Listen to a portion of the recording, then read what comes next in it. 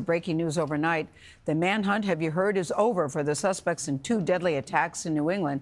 Investigators say the same man is responsible for that mass shooting at Brown University and the murder of an MIT professor. They say that this suspect died by suicide. Now, officials say he had no known connection to the victims at Brown, but he and the MIT professor did apparently go to school together back in the day in Portugal. Tom Hansen has the latest. Tom, good morning. This is so confusing, very bizarre, but glad it appears to be over for now. Yeah, Gail, well, a lot of information coming out of those press conferences last night, including how authorities tracked this man down and who he was. So here's what we know. He appears to be a resident of Florida. He came to Boston last month, and that's when his plan began to unfold.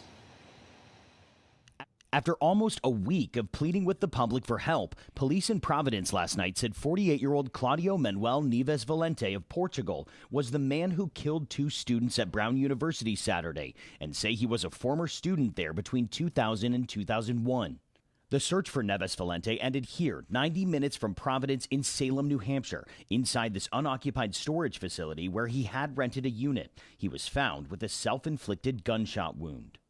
To me, this was always going to be an investigation where something was going to break it open. For days, the public and law enforcement had relied on these images of the gunman near the Brown campus Saturday. But a break came on Thursday when investigators say a witness came forward and described his interactions with Neves Valente before the shooting at Brown. I think it was under an hour.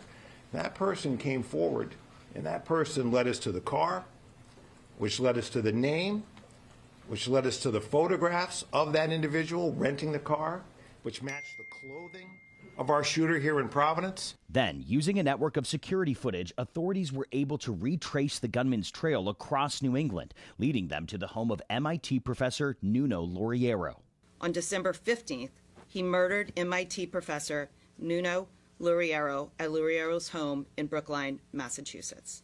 Police said the two attended the same academic program in Portugal between 1995 and 2000 and may have known each other. Neves Valente's vehicle led to a multi-state manhunt, ending with hundreds of law enforcement officers swarming the storage facility on the Massachusetts-New Hampshire border. Investigators say the suspect was found with a satchel, two firearms, and more evidence pointing to the crime. Now, students from both Brown University and MIT are grieving the loss of lives they say were taken too soon. I think it's just really tragic and sudden, and especially this week too. It's just like a lot of really senseless violence. That bubble of safeness was completely popped when we were violated by a shooter entering our campus, and I think it will take time and effort to be able to rebuild any sense of normalcy among students. And following those revelations, Secretary Kristi Noem said the U.S. will put a pause on the diversity visa lottery program. Valente appears to have entered the country in 2017 through that program. He got a green card. Now, as for investigators, they will continue to dig deeper on a motive. Nate? Tom, thank you. What a tragedy. A man from Portugal went on a shooting rampage. I'm going to give you a verse.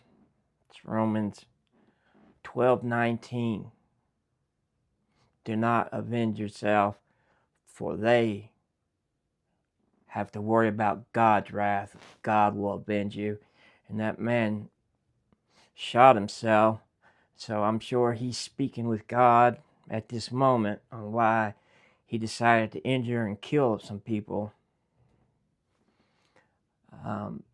This man wasn't illegal. He was in the country with a green card and a visa, and he just snapped. We need to start better vetting these people, and I believe Trump has stopped the lottery to give these visas out. We need to protect our American people, not just American people, our whole Christian family.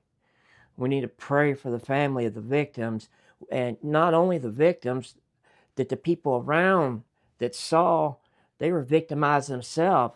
I mean, if you have ever seen a shooting, and I'm praying and hoping you haven't, it's traumatizing.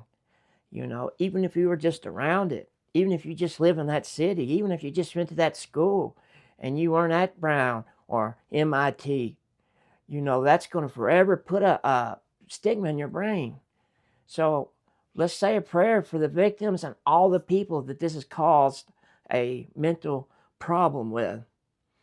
You know, it's a very sad situation, and my heart goes out to the families and it goes out to everyone. Just pray, and hopefully, you know, he gets the right punishment and God sends him downstairs.